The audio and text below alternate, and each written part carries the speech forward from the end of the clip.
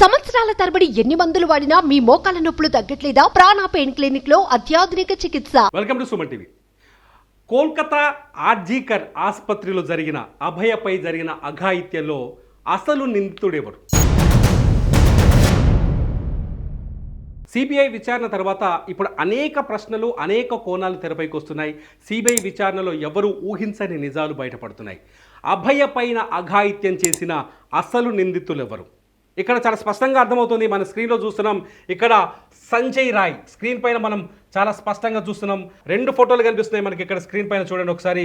సంజయ్ రాయ్, ఇతను సంజయ్ రాయ్ ప్రస్తుతం నిందితుడిగా లొంగిపోయాడు. సంజయ్ రాయ్ ఇతనే ఆ రోజు ఉదయం ఆగస్టు 9వ తేదీన ఉదయం 4 గంటల ప్రాంతంలో అభయ పైన అత్యంత పాశవికంగా లైంగిక దాడి చేశాడని పోలీసుల ముందు ఇతనే ఒప్పుకున్నాడు పోలీసుల ముందు. ఇతనే నిందితుడని ఇప్పుడు అందరం భావిస్తున్నాం. కానీ సందీప్ ఘోష్ ఇతనే ఏం చేశాడు?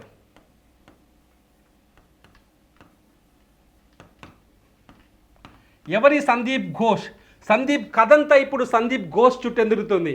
సందీప్ ఘోష్ చెస్ట్ ఆసుపత్రి ఏదైతే ఘటన జరిగిందో దానికి ప్రిన్సిపాల్ సందీప్ ఘోష్ పైన ఇప్పుడు అందరి దృష్టి మళ్ళింది. హత్య చేసింది నేనే అని చెప్పేసి చాలా స్పష్టంగా సంజయ్ రాయ్ ఒప్పుకుంటూ ఉంటే, సందీప్ ఘోష్ మాత్రం ఈ పోలీసుల దృష్టి, సిబిఐ దృష్టి, కోర్టుల దృష్టి మాత్రం సందీప్ ఘోష్ పైన మళ్ళుతుంది. ఎందుకు సందీప్ ఘోష్ పైన అందరి దృష్టి మళ్ళుతోంది? ఎందుకంటే ఒక హత్య జరిగినప్పుడు కానీ, ఒక నేరం చేసినప్పుడు కానీ నేరస్తుడు చాలా తెలివిగా ఆలోచిస్తాడు.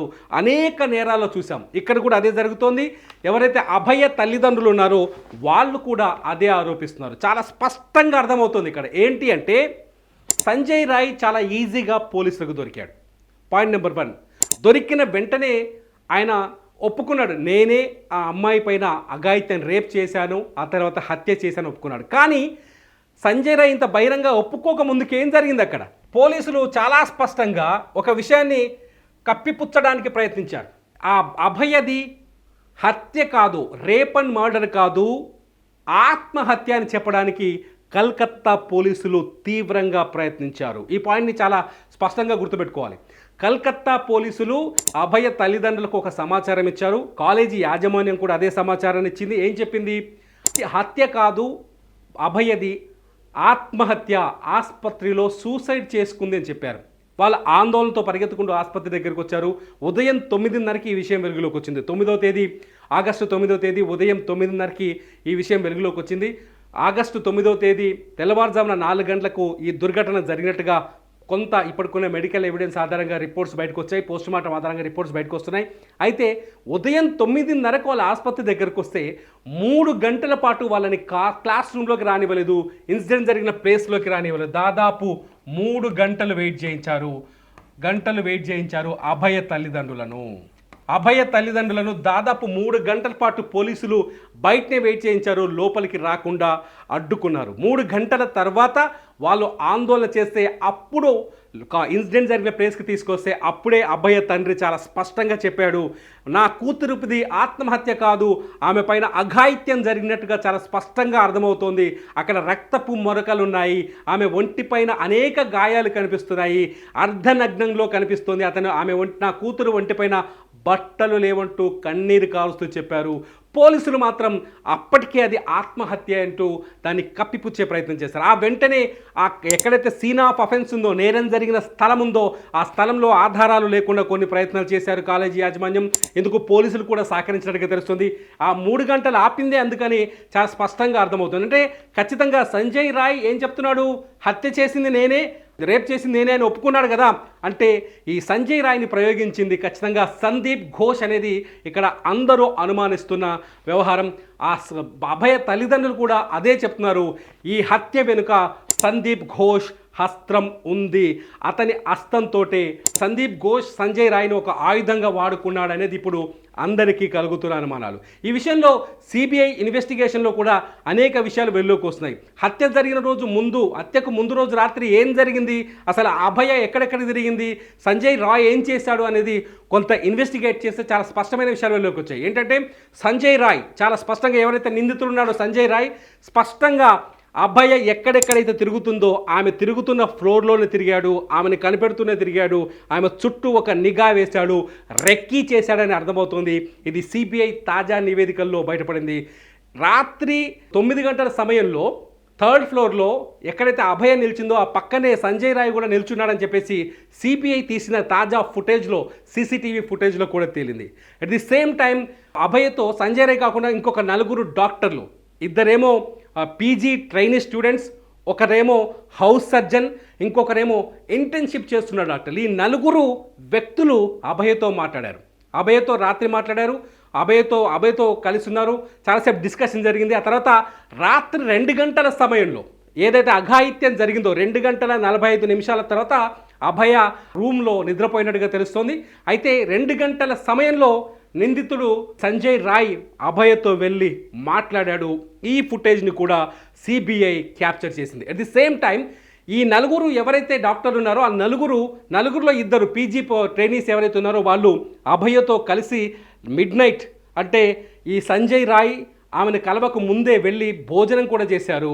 ఆ తర్వాత హౌస్ సర్జన్ అలాగే ఇంటర్న్షిప్కి వచ్చిన 2 కలిసి ఎవరైతే ఉన్నారో ఆ 2 వచ్చి 2 గంటల 45 నిమిషాల తర్వాత కాన్ఫరెన్స్ హాల్లో తనని ఎక్కడైతే నిద్రపోయిందో ఆ ఏరియాలో javelin throw sports, Olympic sports కూడా చూసినట్టుగా సిబిఐ తాజాగా ఐడెంటిఫై చేసింది. మొత్తానికి ఇక్కడ ఏం జరిగింది, ఇక్కడ అర్థం చేసుకోవాల్సిన విషయం ఏంటంటే సంజయ్ రాయ్ అనేవాడు అభయని వెంటాడుతూ ఉన్నాడు, అతని చూపుల అభయ చుట్టే ఉంది, ఆమె ఎప్పుడైతే ఒంటరిగా దొరుకుతుందో అని ఎదురు చూస్తూ ఉన్నాడు. ఎట్ ది సేమ్ టైం ఆ 4 కూడా ఈ విషయం తెలుసా అనే ఇప్పుడు సందేహాలు తెరపైకి వచ్చినాయి. ఏది చూసినా ఆసుపత్రిలో ఏదో మిస్టరీ ఉంది, అది సందీప్ ఘోష్కి సంబంధించిన మిస్టరీ. ఆ మిస్టరీకి సంబంధించిన రహస్యాలు ఖచ్చితంగా అభయకు తెలుసుంటాయి. అభయను తుదముట్టిస్తే, అభయను అంతమొందిస్తే ఆ విషయాల్ని సమాధి చేయొచ్చు అనే ఉద్దేశంతో ఈ దాడి జరిగిందని అనుమానాలు తెరపైకి వస్తున్నాయి. సిబిఐ ఈ విషయాల్లో చాలా క్షుణ్ణంగా ముందుకు వెళ్తోంది. ఇప్పటికే సుప్రీంకోర్టు కోల్కతా పోలీసుల తీరుపైన ఆగ్రహం వ్యక్తం చేసింది.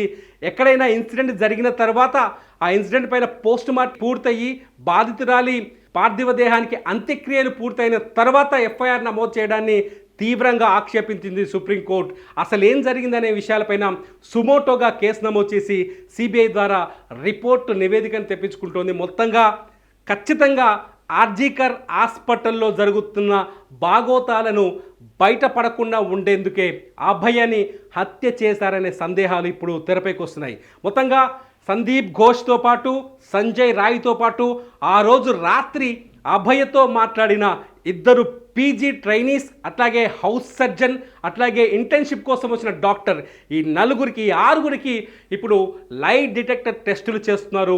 సిబిఐ ఈ 6 విచారించిన తర్వాత లై డిటెక్టర్ టెస్టులకు పురమాయించాలని కోర్టును కోరింది. దీంతో కోర్టు అనుమతి ఇవ్వడంతో వీళ్ళకి లై డిటెక్టర్ టెస్టులు చేయబోతున్నారు. లై డిటెక్టర్ టెస్టుల్లో ఏ నిజాలు వెలుగులోకి వస్తాయనేది ఇప్పుడు ఆసక్తికరంగా మారింది. ఈ కేసులో మొత్తంగా ఈ సందీప్ ఘోష్ అనే వ్యక్తి ఇప్పుడు కీలకంగా మారాడు. ఇతనే ఈ కేసులో కీలకమైన నిందితుడిగా తేలుతారని అనుమానిస్తారు. ఎందుకంటే సంజయ్ రాయ్ ఇంటికి వెళ్ళినప్పుడు వాళ్ళ అమ్మతో మాట్లాడినప్పుడు సిబిఐ ఈ కేసులో తన కొడుకు ఒక్కడే లేదని, చాలామంది పెద్దవాళ్ళ హస్తం ఉందనే వ్యాఖ్యలు కూడా చేసింది. దీంతో సిబిఐ సందీప్ ఘోష్ చుట్టూ ఇప్పుడు కథను అల్లుతోంది. సందీప్ ఘోష్ ఏం చేశాడు, ఆ రోజు రాత్రి ఎక్కడున్నాడు, అతని అంతకుముందు సందీప్ ఘోష్ ఆసుపత్రిలో అతని పాత్ర ఏంటి, ఏమేం చేస్తున్నాడు, ఈ అంశాలన్నింటిపైన ఇప్పుడు సిబిఐ దృష్టి సారించింది. మొత్తంగా మిస్టరీ మాత్రం లై డిటెక్టర్ టెస్టులతో కొత్త మలుపు తిరగబోతుంది. అస్సలు నిందితులు ఎవరో తేల్చబోతుంది సిబిఐ దర్యాప్తు. మీ బిజినెస్ ఏదైనా మీ ఊర్లో ప్రమోషన్ చేయాలంటే అది సుమన్ టీవీతోనే సాధ్యం. ఇప్పుడే సంప్రదించండి.